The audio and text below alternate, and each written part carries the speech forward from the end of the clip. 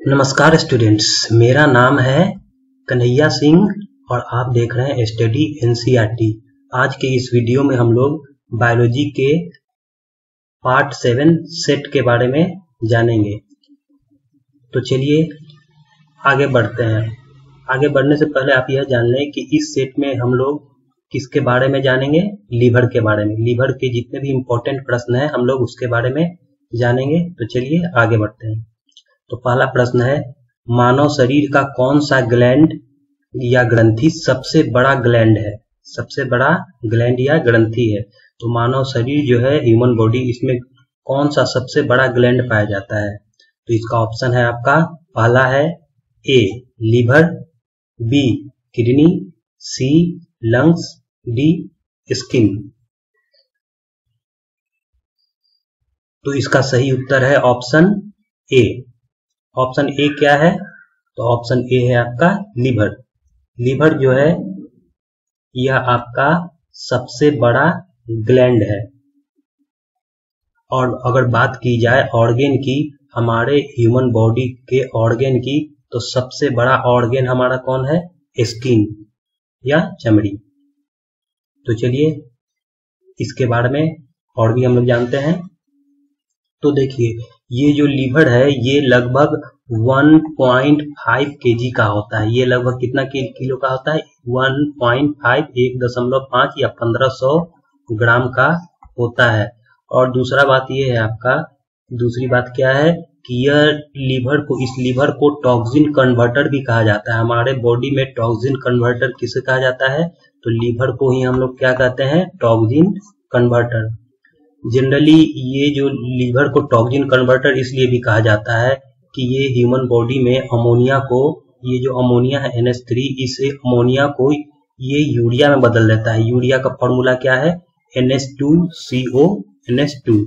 और ये जो यूरिया जो प्रोडक्शन होता है लीवर, ये इसको जो कन्वर्ट किया जाता है, ये हम लोग के बॉडी से यूरिन के थ्रू बाहर निकल जाता है। किसके थ्रू बाहर निकल जाता है?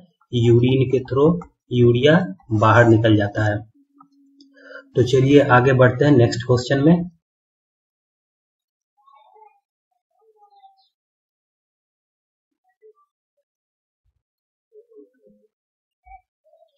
हाँ, लीवर यकृत के द्वारा इनमें से क्या बनाया जाता है? हमारे जो लीवर है इसके द्वारा क्या बनाया जाता है? तो इसका ऑप्शन है, पहला स्पर्म, दूसरा हेपेरिन, तीसरा ओवम, या फिर चौथा WBC या व्हाइट ब्लड सेल। तो इसका सही उत्तर है ऑप्शन बी हेपेरिन।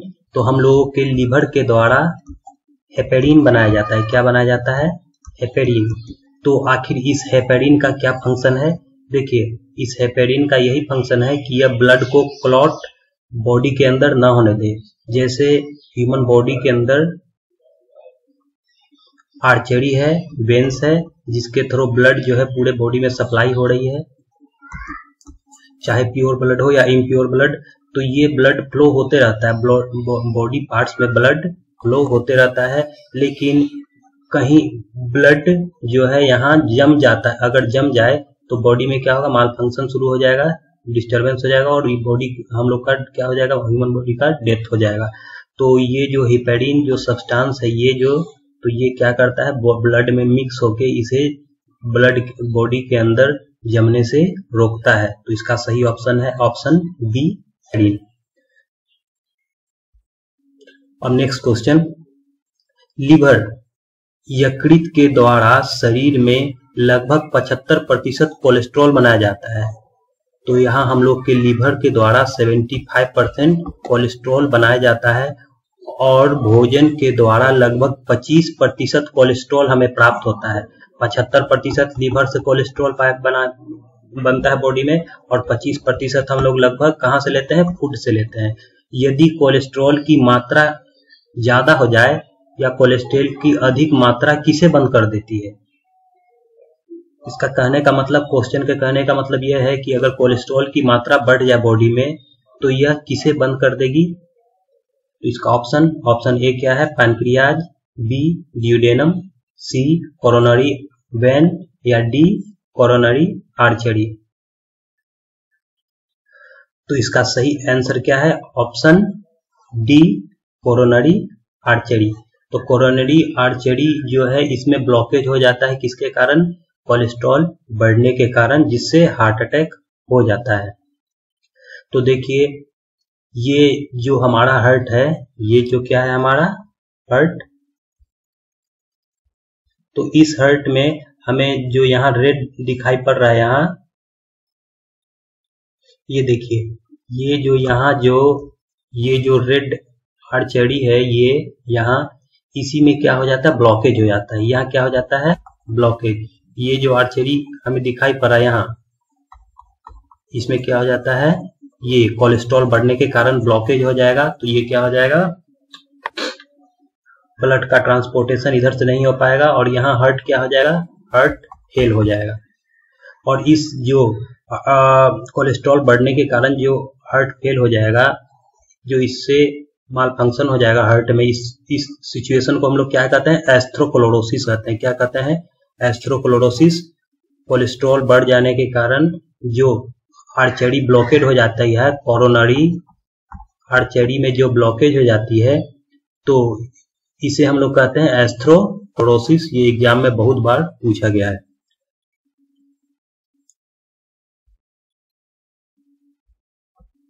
तो चलिए नेक्स्ट क्वेश्चन। लीवर के द्वारा बाइल जूस बनाया जाता है। बाइल जूस कहां पर स्टोर किया जाता है, कहां पर जमा किया जाता है, तथा इसका पीएच कितना होता है? तो इसका ऑप्शन है ए, ये जो लीवर का जो बाइल जूस बनाया जाता है, ये हेप्टिक आर्टरी में जमा होता है। 8.8 से लेके 8.6 पीएच तक होता है, या 8.6 से लेके 8.8 पीएच तक होता है। बी, ड्यूडेनम में जमा होता है, पीएच इसका 8.6 से 8.8। सी, पानक्रियाज में, इसका पीएच 8.6 से 8.8। या डी, गोल ब्लैडर में 8.6 से लेके 8.8।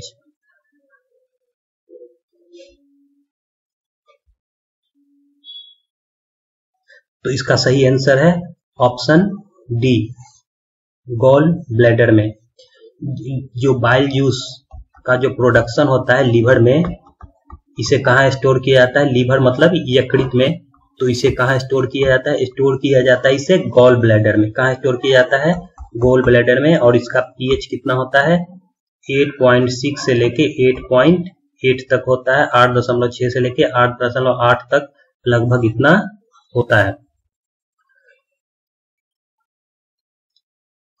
अगर बात की जाए बाइल जूस की, तो ये देखिए बाइल जूस का कलर पूछा जाता है हमें कि बाइल जूस का कलर कैसा होता है। तो बाइल जूस येलोइश ग्रीन देखने में कैसा होता है?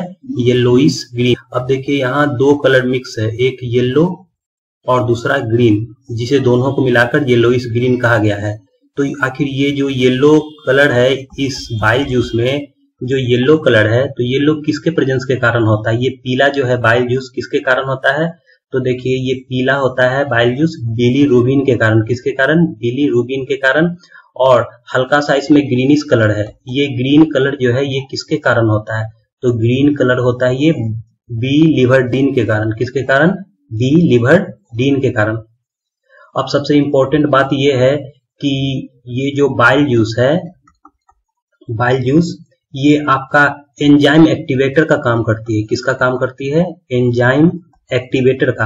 अब आप इसे एंजाइम एक्टिवेटर क्यों कहा जाता है? क्योंकि ये जो है इसका साल्ट, जो ये बाइल जूस का साल्ट, ये एंजाइम को एक्टिवेट कर देता है। क्या कर देता है?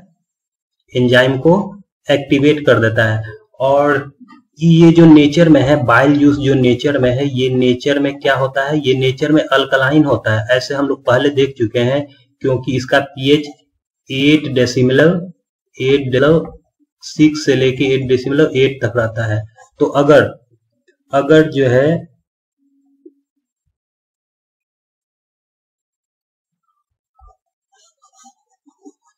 अगर किसी भी मटेरियल का, किसी भी जो है चीज का आपका पीएच अगर 7 से नीचे रहता है तो वे क्या है?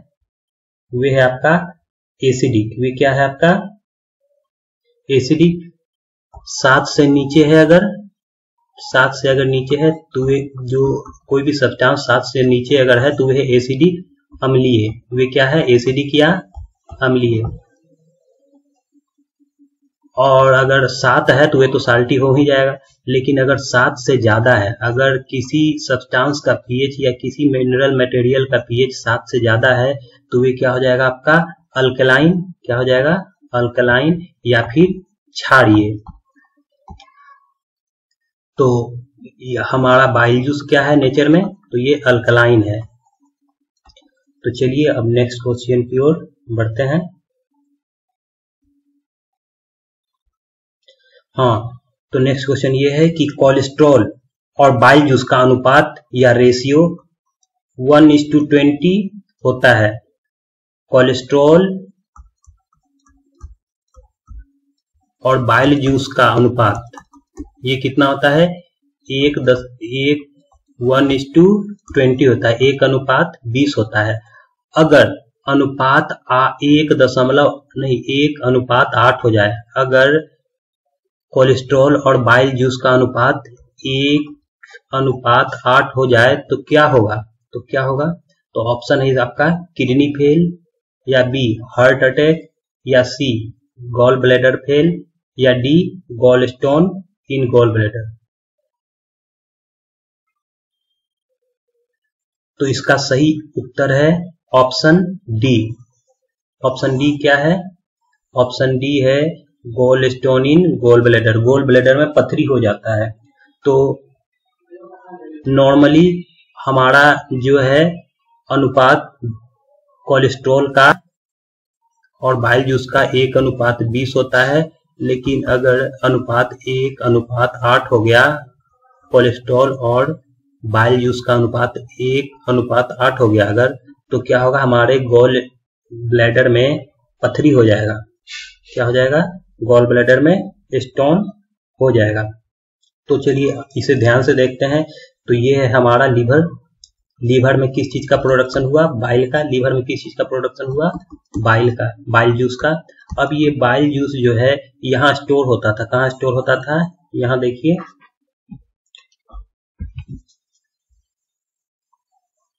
ये जो यहाँ ये बाइल जूस जो है ये कहाँ स्टोर होता है, तो गॉल ब्लैडर में। अब इस गॉल ब्लैडर में देखिए अगर अनुपात 1:8 हो गया तो यहाँ देखिए इस तरह से हम लोग का क्या होगा, यहाँ स्टोन हो जाएगा, पथरी हो जाएगा, जिससे क्या होगा, ये माल फंक्शन शुरू हो जाएगा और यहाँ बहुत सारी समस्या बीमारियों का सामना करना पड़ेगा फिर।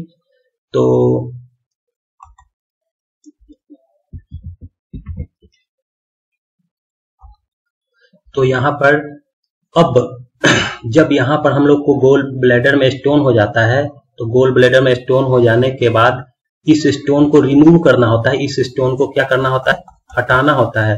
तो जब भी पथरी को हटाना होगा गोल ब्लैडर से, तो इस प्रक्रिया को हम लोग क्या कहते हैं, लिथोट्रिप्सी कहते हैं, लिथोट्रिप्सी।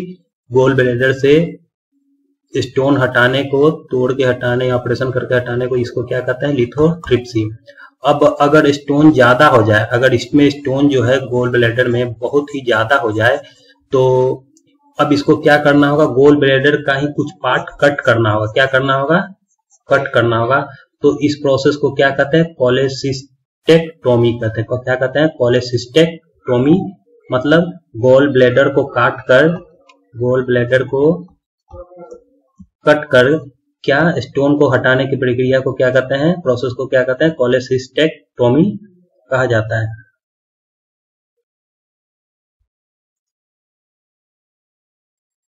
तो हमारा नेक्स्ट क्वेश्चन है, लीवर यकृत में कौन सी कोशिका पाई जाती है।